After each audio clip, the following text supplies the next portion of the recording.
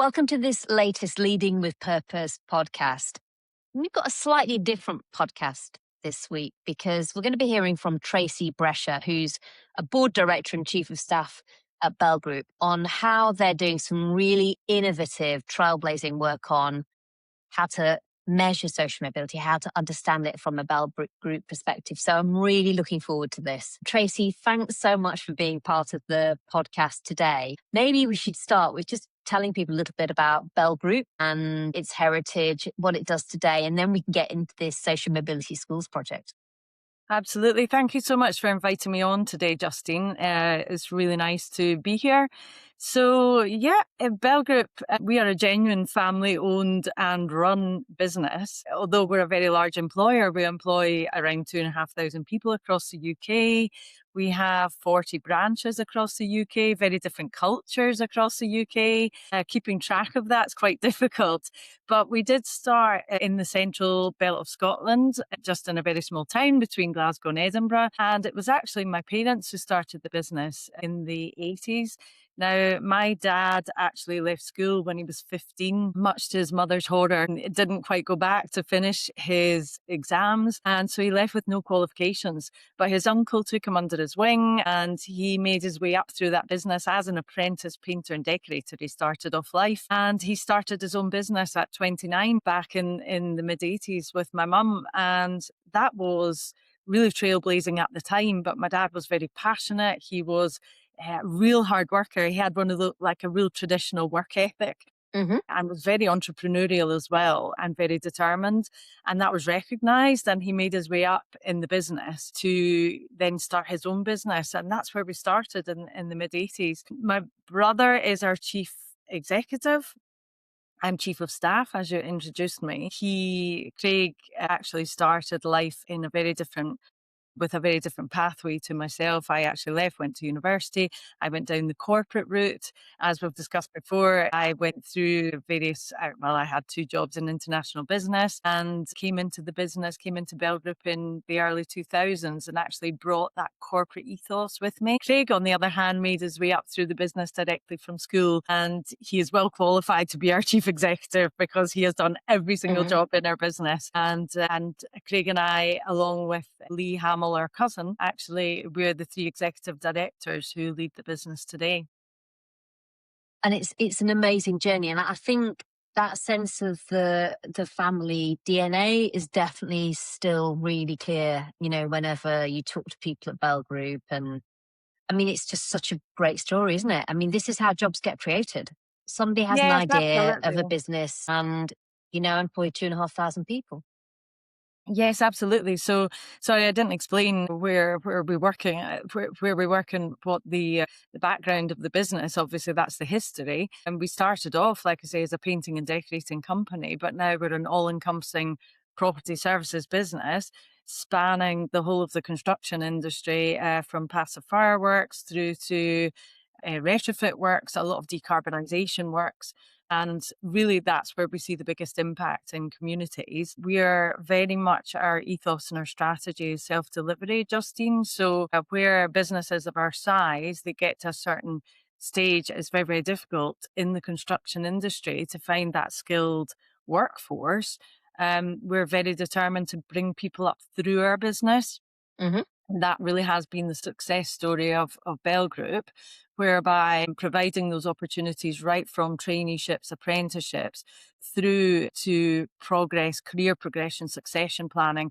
A lot of businesses our size tend to have to revert to subcontracting because it is very, very difficult. And the conditions in the economy in particular just now, it's very difficult to find that skilled workforce out there. But very much we've seen over the last 40 years, sometimes 3 generations within our business, who's father, daughter, son, cousins, and, people just follow on through that skilled trade. And it's a real success story to be able to, and we're very proud. We have thousands of those stories over our history. And you've been part of the Social Mobility Schools project that we've been running, which is all about looking at where employees went to school and giving you a sense from that of the start that they get in life. Tell us a little bit more about, for Bell Group, why you felt that was important to be part of. And in a sense, why you think it's worth getting that clearer evidence base on social mobility. Yeah, so you have a feel now for who we are as a business. And when you and I first spoke, Justine, about the project, it immediately resonated with me because it reflects on my own story, our own story, and the story of Belgrade, the story of my family, both past and present. I mean, long before social mobility became a recognised term, that was the foundation on which we built our family business. It was through creating opportunities for people, creating apprenticeships, learning and development, CPD.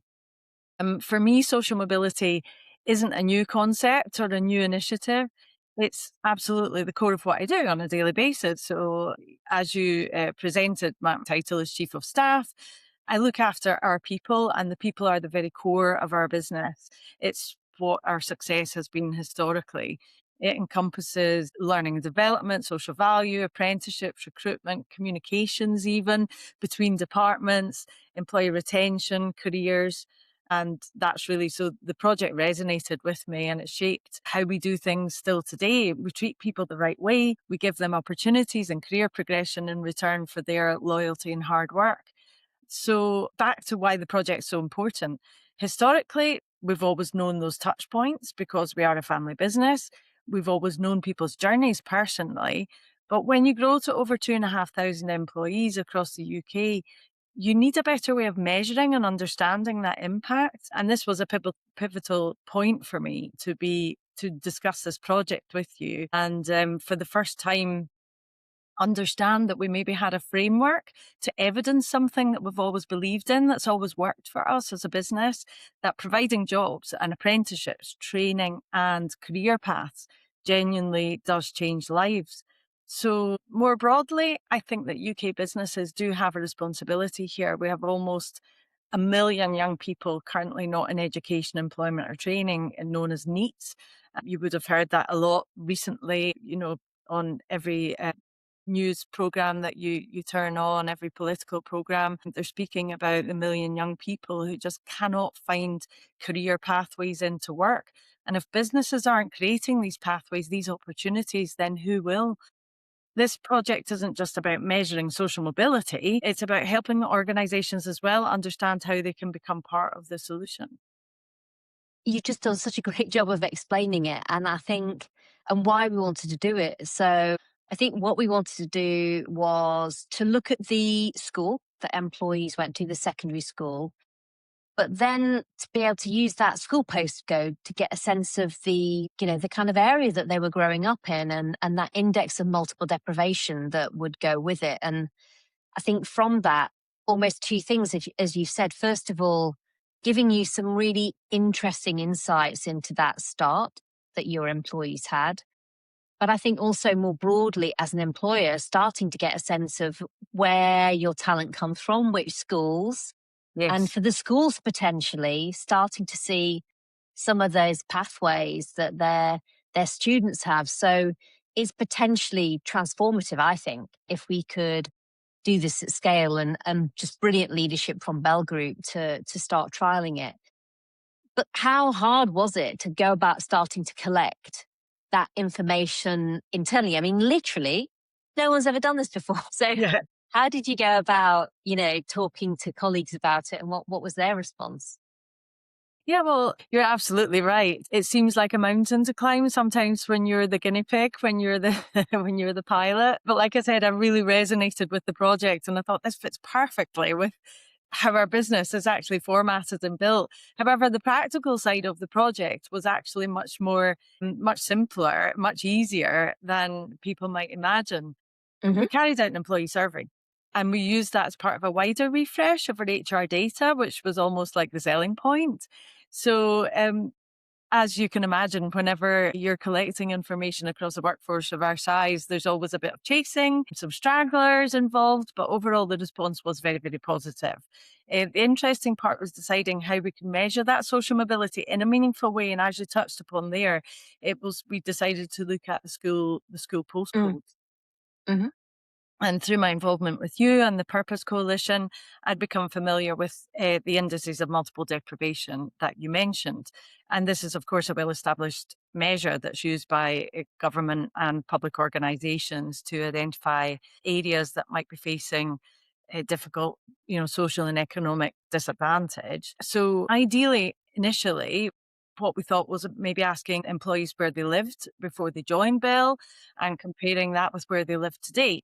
And in theory, I felt that would have been ideal. However, in practice, it wasn't really realistic. Nearly a quarter of our workforce has been with us for more than 20 years. So asking someone to remember the address where they lived 20 years ago or decades ago was never going to produce reliable data.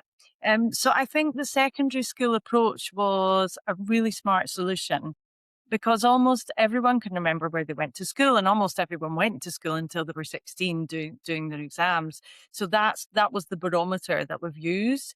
And by understanding where employees started and comparing that with where they are today, we're then beginning to build a picture of how careers and training and progression within our business, certainly as the pilot, have influenced people's lives over time, and how they've improved on that scale, that 1 to 10 scale of the IMD. Yeah. But what excites me most is that it's not just about statistics for the sake of statistics. It's about understanding whether we're genuinely delivering on our mission of improving people's lives. And if we can measure that, we can do more of it. And other companies hopefully can learn from it as well. And we can make this a standard thing across the UK. I think one of the other interesting things that came out of it, maybe we'll get on to it later, is just seeing how far people move for opportunity versus, Yes. to what extent people stay locally. And so maybe it's worth just digging into some of those insights that you've got in relation to what you found out. I certainly found it fascinating starting to dig into the data, and even now starting to think more about what else you can glean from it. So yeah, maybe it's just worth you talking through from a Bell Group perspective what you found most interesting. Yes, absolutely. I mean, the first thing it's done is confirm something we've always believed, that investing in people is still one of the greatest strengths of our business. And Hmm. succession planning is so important for us. As I mentioned at the beginning, self-delivery strategy. Apprenticeships is obviously within our DNA, because that's where my father, my dad started his career. And it's just always been what worked for our business, in developing talent and creating opportunities. So this project hasn't changed that. If anything, it's just reinforced it. As we've grown, one of the challenges has been maintaining visibility of all the fantastic stories that are happening across the UK and across all the different departments and the different cultures of the people that we employ as well. So years ago, when the company was smaller, obviously the senior leaders or my parents would personally know who the rising stars were, because you had your finger in all the pies, if for lack of a better word. But today, with over 2,500 people, it's really very difficult for us to recognize who those rising stars are, and give the right people the right opportunities, the people who do have that passion, who have that drive, who have the loyalty and want to progress in their career. So what this data gives us, and what I would like to really develop more and understand more, and I would love to do this again and again and really drive for, expanding on this initial project, is the ability to identify trends and evidence the impact in a much more structured way. So that's increasingly important because of the sectors we work in as well, Justine. So just to explain to you, around 64% of our work is actually in social housing. So we work in communities, we work with people on a daily basis, and over 90% of our work is delivered for public sector organisations. So our clients quite rightly want to understand as well the social value that we're creating alongside the work itself. Now that's where the real passion, Mm. my satisfaction comes from, is to go out onto site, see the work that we're delivering, especially when we're tackling things like fuel poverty and we're carrying out retrofit works, decarbonisation works in communities. And then we take on apprentices, we deliver social value work. And it's just a massive impact. It's really improving communities, and you can visually see it. You're speaking to people within the streets, within these projects where we're working, and you can visually see that it's, having a massive impact on people's lives. And we can now start to demonstrate that more clearly. So whether that's through the apprenticeships that we're delivering, that we're providing, employment opportunities, or the targeted investment in communities, such as donating laptops and holding workshops to help those communities, we can actually demonstrate that more clearly. So perhaps the insights will help us focus our efforts where they can have the greatest impact.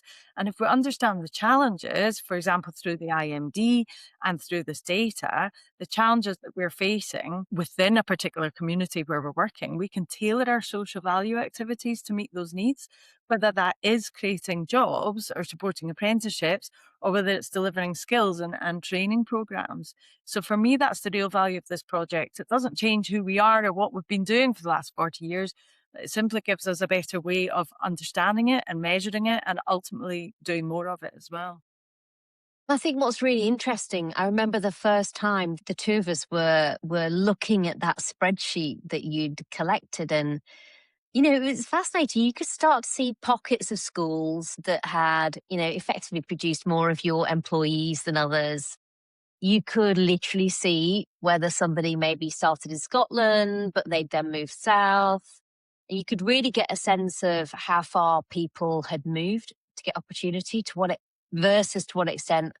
A lot of people understandably stay close to home. Maybe if there's opportunity there, actually, that's where they want to be, staying close to family. So it just really started to lift the lid on all of this in a way that I think then, again, as I said, at scale, you could easily start sharing it collectively with schools, with other employers. But I think, as you say, Tracy, then linking it back to the communities that you're working in now, and you start to get a holistic picture of almost probably people from those communities being part of Bell Group and then working back in their home community potentially that they grew up in on one of the projects that's making it better. And I think, Bell Group's so interesting because we spend a lot of time, quite rightly, talking about new homes and all of that. But actually, we probably spend less time talking about how to improve the homes we've already got. And of course, that is exactly the work that Bell Group does, making sure that, people have got great homes to live in that, that are already being built. And so it really, really, it really matters. And I think it's really important to tell that story. I mean, from your perspective, it's probably worth touching a little bit more on those different routes in, the apprenticeships, some of those trade careers that you've got within the company, and then how the insights from this can help you almost showcase, tell that story a bit more about just how powerful an engine of social mobility Bell Group is.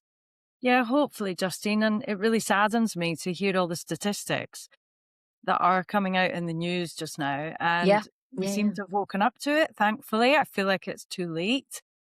We need to Agreed. catch I up. totally agree. We Totally agree. don't just need, it's not urgency today. I mean, we're in a crisis at the moment, aren't we? Apprentices, luckily for our business, have always been fundamental to Bell Group. In fact, we've graduated more than 2,000 apprentices over the last years.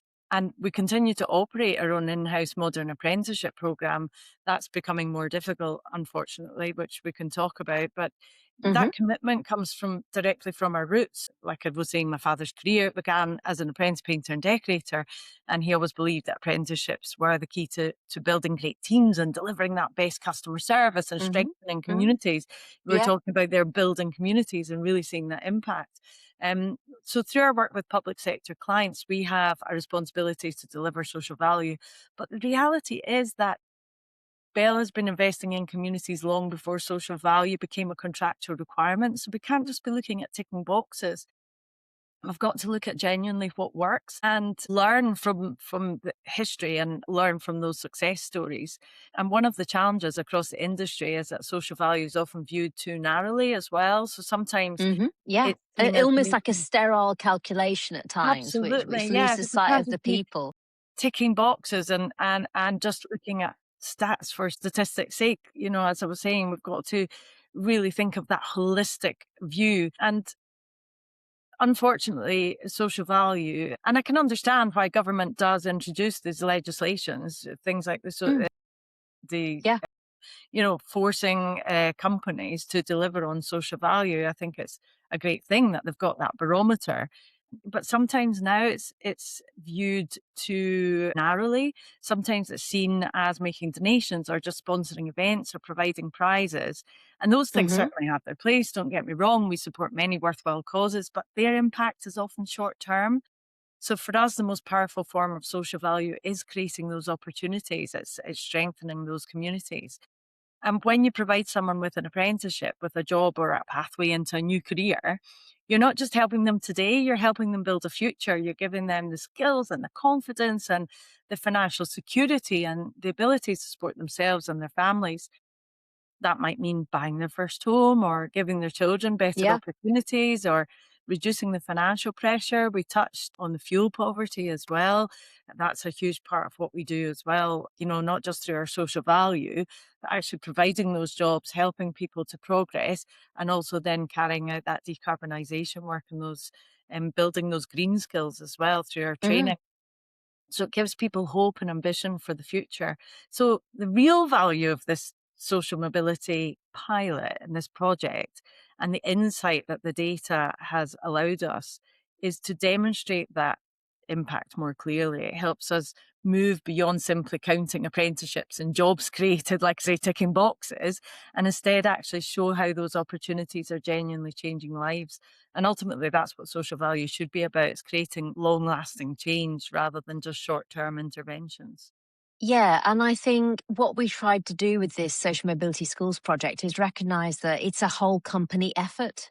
Yeah. And It's a so it's whole more than UK even just effort. about on project, isn't it? For Bell Group, this is something that you do as an entire company, wherever and whatever the projects are at. And so I think it gives us a chance to look across the piece more, I guess, Tracy. Yes, absolutely. And Absolutely. Completely agree. I think as we look ahead, from my perspective, it's been fascinating because I think we've genuinely seen brilliant engagement, haven't we, from MPs and Yes. policymakers on this idea, on what Bell Group has done, how it then percolates into local projects. It's probably worth just talking a little bit about that response because I just think it's been fantastic to see how positive people have been about this measurement work and more broadly the social impact and social mobility work that Bell Group is doing.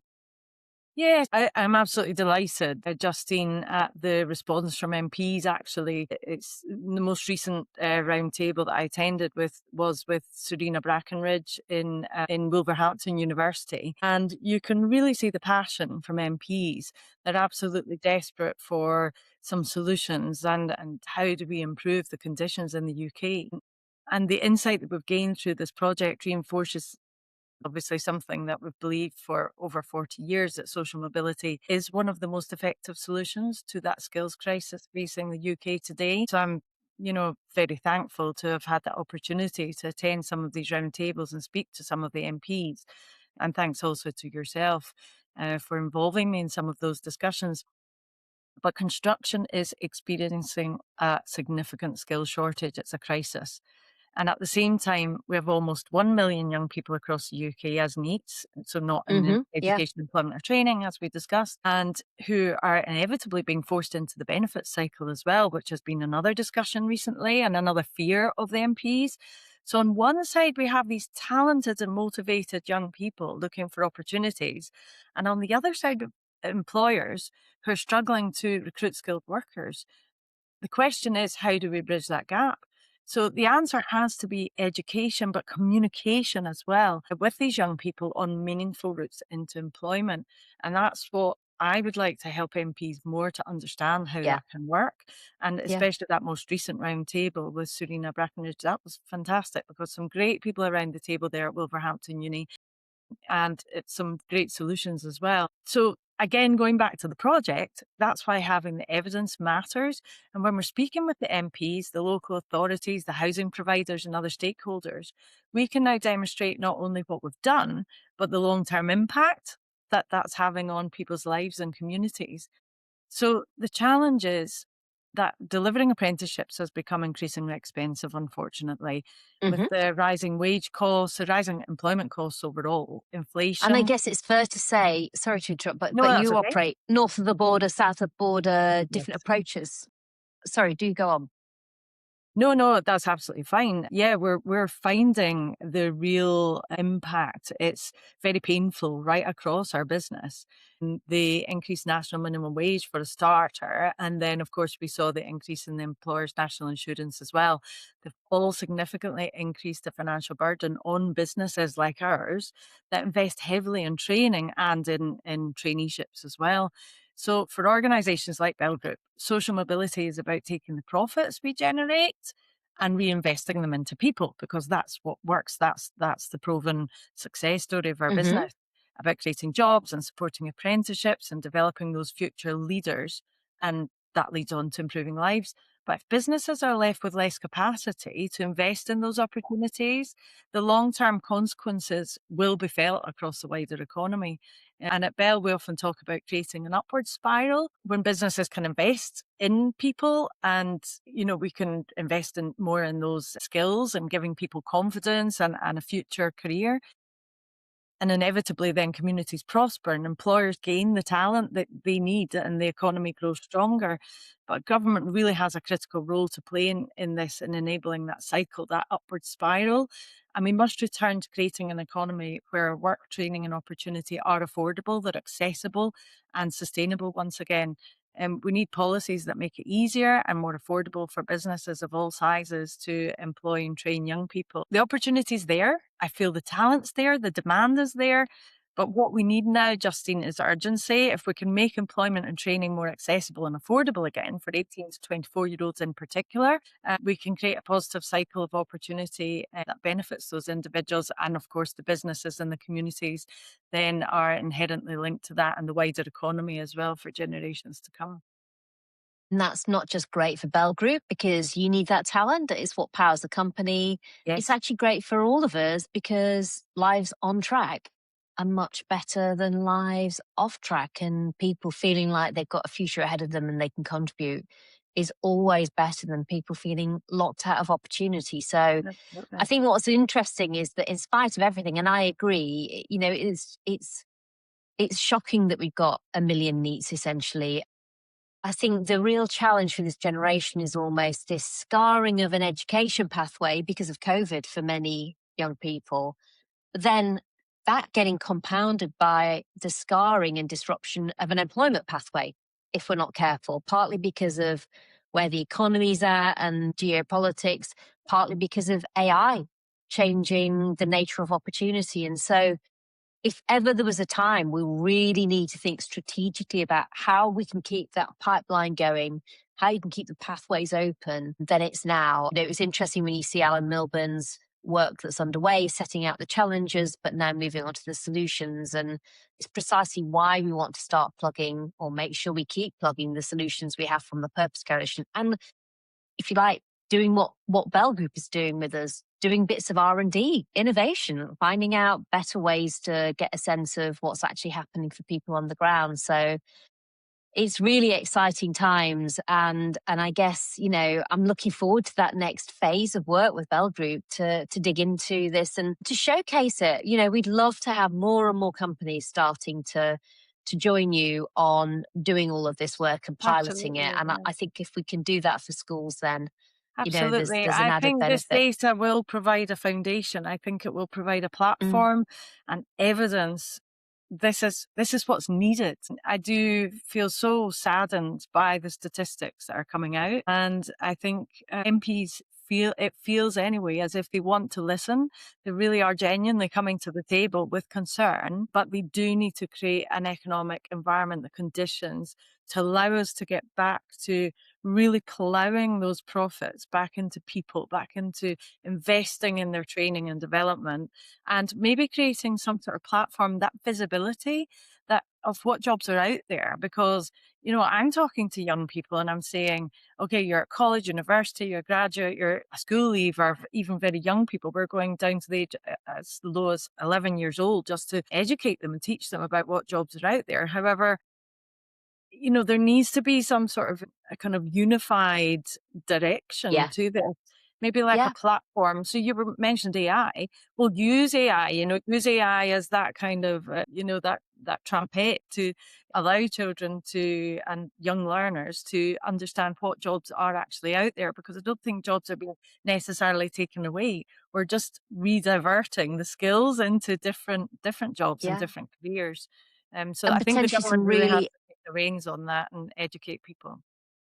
yeah, and potentially some really exciting opportunities. And so part of it is just around how do we at scale improve awareness, starting in primary schools, and as you talked about early in secondary school, how do you then build on that to help people really start to judge these different career paths they might have and which ones might be most interesting, what that means they need to do when they're still in education. And then if you can start to line up more employers to be at the end of that pipeline to say, okay, well, if you can do all of this, then actually we need these skills, then I think you've got a joined up talent pipeline. And it feels like it's absolutely doable. It just needs, like you say, business is in the right place. And I think companies like Bell Group are great examples of companies that are exactly where we need them to be to make a difference. And then an overall architecture, in a sense, for you to fit into, which you're ready, willing, and able. You've done all of your stuff. It's about having something bigger that you can now be part of. That's what we want to do through the Purpose Coalition. But there's no doubt that government has a big role to play. Right, I'm going to wrap up this podcast now, Tracy, because I know we'll be talking when we got off this podcast. I think probably there's loads we can do in this area. I've loved the podcast so much. It's been brilliant to hear about all Me of this too. innovation work. I think if anybody listening to it wants to get more information, particularly employers, then do get in touch with the Purpose Coalition. And we're really looking forward to doing more over time and working with more businesses on innovation and measurement. So Tracy Brescia, Chief of Staff and Board Director at the Bell Group, thank you so much for doing the podcast today. Thank you so much, Justine.